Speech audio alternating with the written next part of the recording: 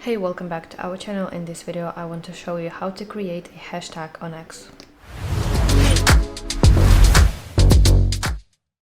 So let's open X application on your device, and you have to start a new post by using this blue button in the bottom right corner of the screen. So to create a new hashtag, you just need to type the hashtag symbol on your keyboard. Find it, it looks like this.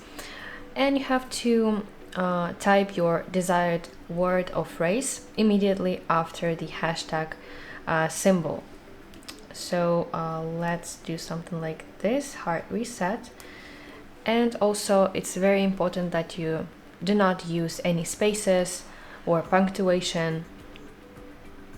So this is a complete hashtag, because if I add space in here, you can see that only word hard is included in the hashtag, and I don't want that.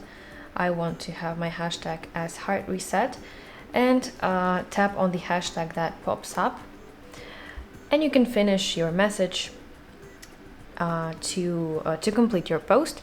And finally, when you're ready, you just have to hit post button in the top right corner of the screen on X application.